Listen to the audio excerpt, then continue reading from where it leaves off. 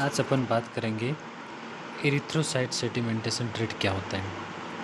ठीक है, erythrocyte sedimentation rate क्या होता है इसके बारे में बात करते हैं।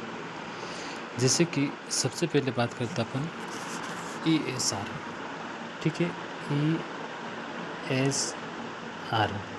ठीक है, ESR क्या होता है इसके बारे में बात करते हैं। ESR का फुल फॉर्म है एरिथ्रोसाइट एरिथ्रोसाइट एरिथ्रोसाइट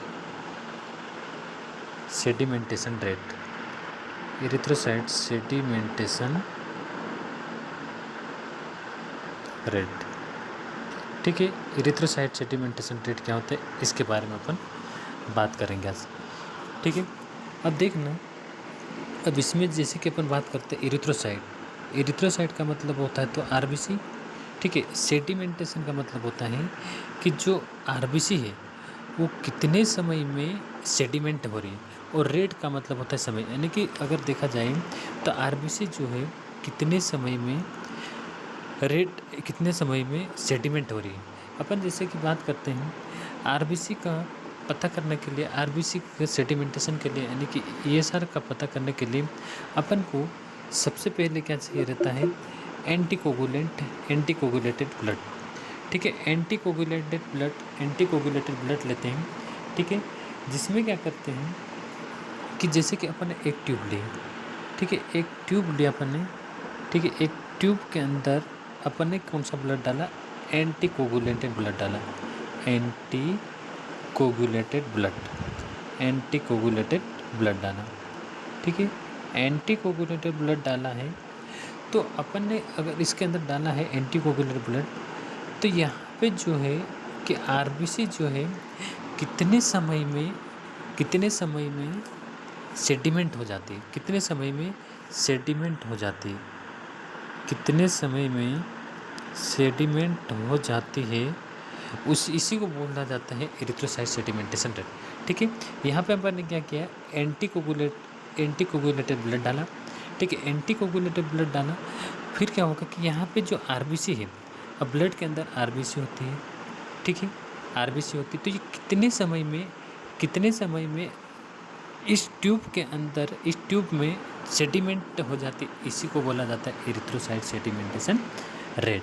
ठीक है, अब देखना यहाँ पे कैसे आरबीसी सेडिमेंट होती है, क्योंकि आरबीसी सेडिमेंट इसलिए होती, आरबीसी कैसे सेडिमेंट होती, क्योंकि ब्लड के अंदर क्या क्या होता है, ब्लड के अंदर आरबीसी होती है। ठीक है, जैसे कि प्लाज्मा भी होता है, ठीक है, प्लाज्मा के बाद और अदर सेल्स भी होती हैं। तो अपन सबसे पहले इसकी बात करते हैं प्लाज्मा और आरबीसी की।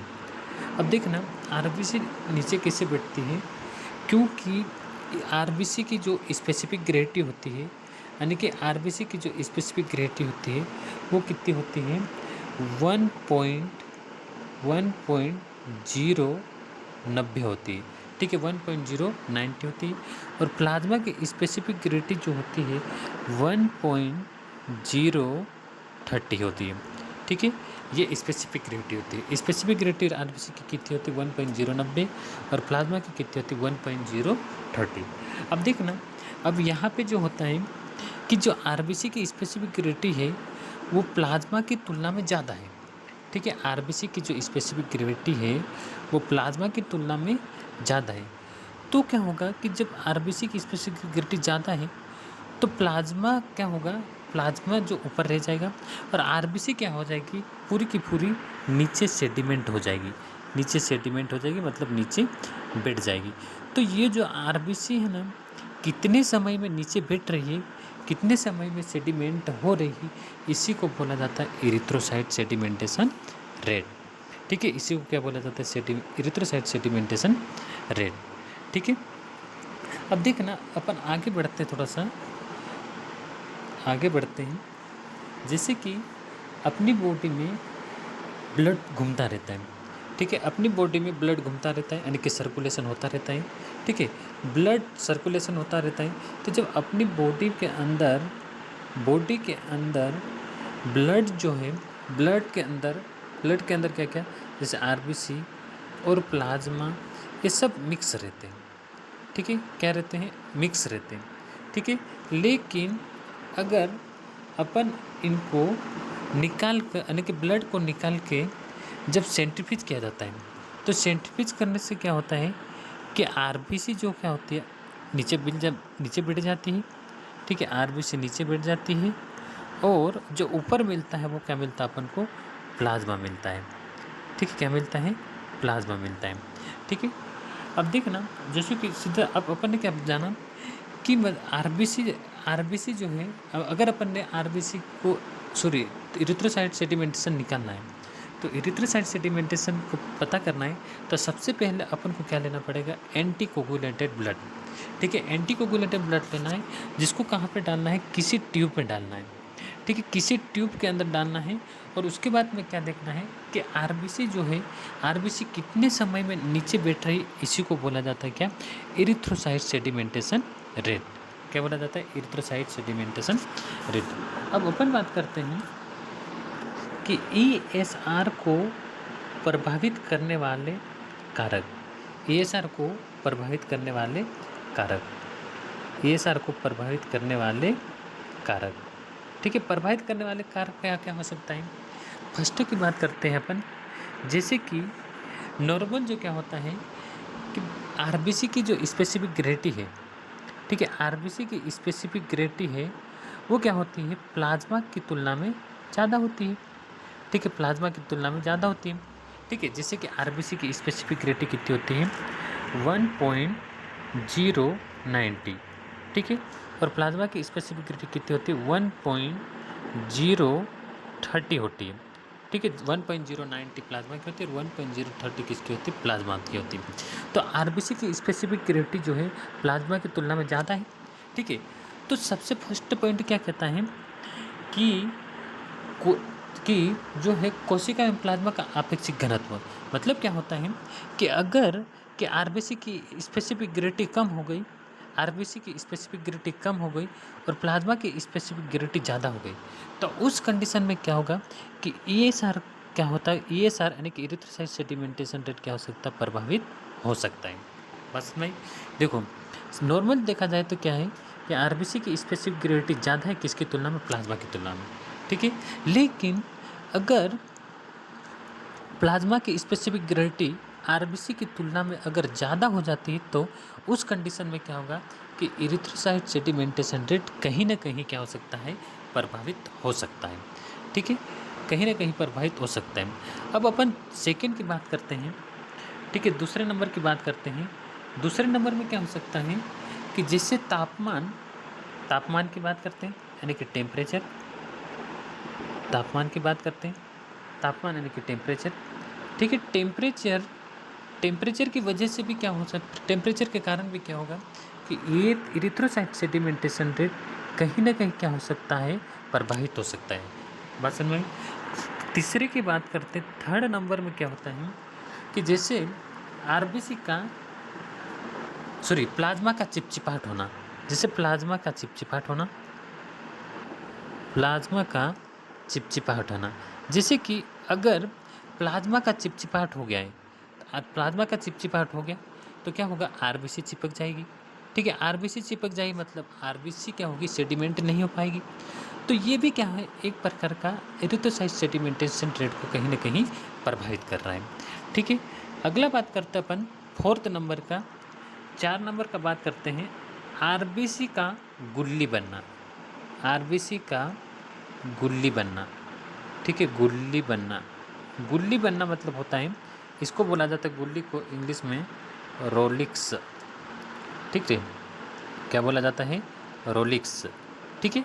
अब देखना ना आरबीसी का रोलिक्स होना, जैसे कि आरबीसी मान लो इस तरह से हो गई, ठीक है, एक दूसरे आरबीसी इस तरह से गुल्ली बन गई, गुल्ली जैसे बन गई इस तरह से, तो मतलब क्या है कि तो भी क्या होगा कि इरिथ्रोसाइट सेडिमेंटेशन रेट क्या होगा, कहीं ना कहीं प्रभावित हो सकता है, ठीक है। इस तरह से अपन ने क्या किया कि इरिथ्रोसाइट सेडिमेंटेशन को प्रभावित करने वाले कितने कारक पढ़े अपन ने, 4, ठीक है। एक अपन ने क्या पढ़ा कि जैसे क्या, एक अपन ने पढ़ा है कि कोशिका एवं प्लाज्मा का आपेक्षिक घनत्व, यानी कि कोशिका और प्लाज्मा का आपेक्षिक घनत्व, तो जो आरबीसी का आपेक्षिक घनत्व क्या होता है, प्लाज्मा की तुलना में क्या होता है, ज़्यादा होता है।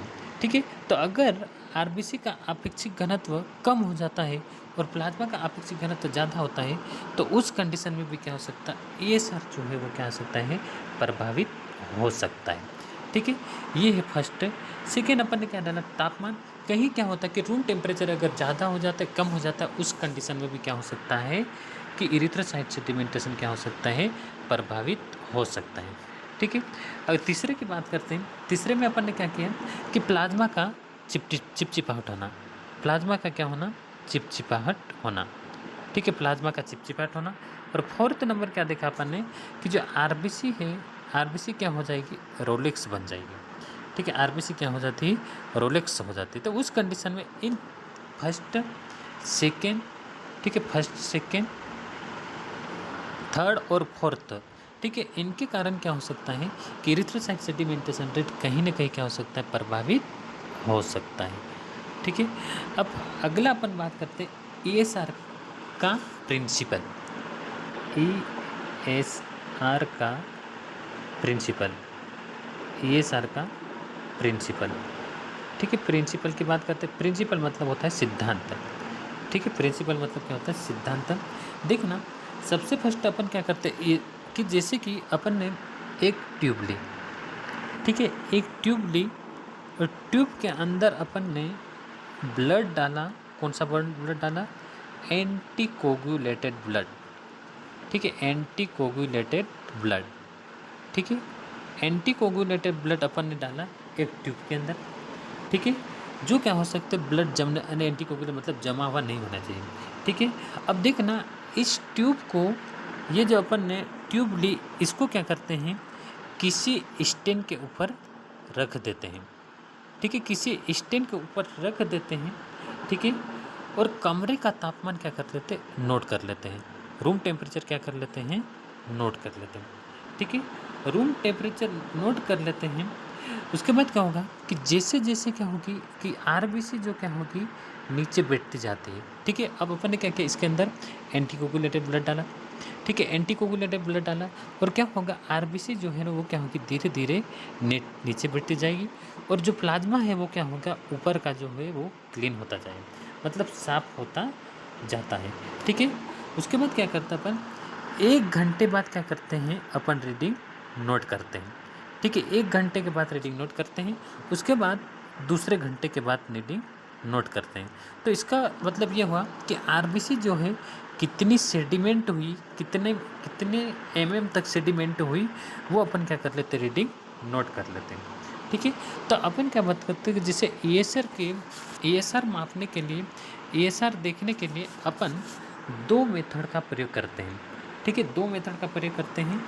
एक होती है वेस्टरग्रेन, एक होती है वेस्टरग्रेन। ठीक है, और दूसरी होती है विंट्रोप्स। दूसरी कौन सी होती है, विंट्रोप्स। ठीक है, दूसरी होती है विंट्रोप्स। इस तरह से अपन क्या करते हैं, 2 मेथड से इरिथ्रोसाइट सेडिमेंटेशन रेट पता करते हैं, मतलब निर्धारित करते हैं। ठीक है, तो अपन फर्स्ट की बात करते हैं। सबसे पहले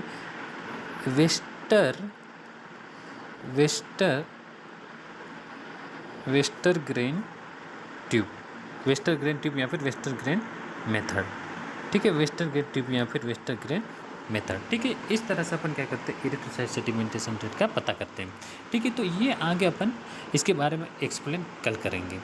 ठीक है, अपन अब बात करते हैं यहाँ पे कि जैसे अब बात करते हैं अपन, इसकी बात करते हैं। ठीक है, जैसे कि इरिथ्रोसाइट सेडिमेंटेशन रेट की बात करते हैं, वह गति जिसमें एक सीधी खड़ी ट्यूब में रखे संपूर्ण एंटीकोगुलेटेड ब्लड में आरबीसी नीचे बैठती है। मतलब क्या है कि अपन क्या करेंगे, एक ट्यूब लेंगे। ठीक है, एक ट्यूब लेंगे और ट्यूब के अंदर क्या करेंगे, संपूर्ण एंटीकोगुलेटेड ब्लड डालेंगे। ठीक है, ब्लड डालेंगे और जो हो इसमें क्या होंगे, आरबीसी क्या होंगे, नीचे बैठती है। तो जो आरबीसी कितने समय में नीचे बैठ रही है, इसी को बोला जाता है क्या, इरिथ्रोसाइट सेडिमेंटेशन रेट। ठीक है, ये अपन ने लिखा, वह गति जिसमें एक सीधी खड़ी ट्यूब में रखे संपूर्ण एंटीकोगुलेटेड ब्लड में आरबीसी नीचे बैठती है, इरिथ्रोसाइट सेडिमेंटेशन रेट यानी कि ईएसआर कहलाती है। सेल के नीचे बैठने को पहले घंटे के अंत में एमएम में व्यक्त किया जाता है। मतलब क्या है कि जो इरिथ्रोसाइट सेडिमेंटेशन रेट का पता करना है, तो अपन क्या करेंगे, एक ट्यूब में लेंगे ब्लड। ठीक है, एक ट्यूब में लेंगे ब्लड और उसमें क्या है कि कितने समय में आरबीसी सेडिमेंट हो रही है, इसी को बोला जाता है एरिथ्रोसाइट सेडिमेंटेशन रेट। ठीक है, आरबीसी ये अपन ने पढ़ा है, आरबीसी प्लाज्मा से भारी होती है। ठीक है, इनका अपेक्षित घनत्व यानी कि आरबीसी की जो स्पेसिफिक ग्रेविटी होती है वो कितनी होती है 1.090 तथा प्लाज्मा का होता है कितना 1.030 होता है। बॉडी में ब्लड क्या करता है तो सर्कुलेशन होता रहता है और प्लाज्मा तथा सेल मिक्सर रहती है, परंतु जब ब्लड को बॉडी से बाहर निकाल कर किसी ट्यूब में रख दिया जाता है तो आरबीसी क्या हो जाती है नीचे तली में बैठ जाती है।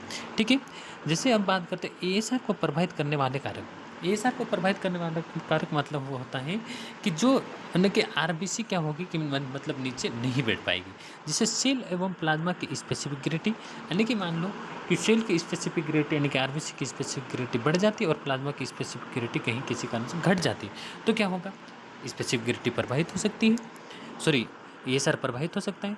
टेम्परेचर तथा प्लाज्मा की चिपचिपाहट यानी कि इसमें क्या है कि जैसे टेम्परेचर तथा प्लाज्मा की टेम्परेचर मतलब अगर रूम टेम्परेचर बढ़ जाता है या फिर कम हो जाता है, इसके कारण भी कहीं ना कहीं क्या होगा कि जो ये सारा प्रभावित हो सकता है। या फिर प्लाज्मा की चिपचिपाहट, प्लाज्मा की क्या होगी चिपचिपाहट यानी कि चिकनाहट होने के कारण भी क्या होगा एरिथ्रोसाइट सेडिमेंटेशन रेट क्या हो सकता है प्रभावित हो सकता है।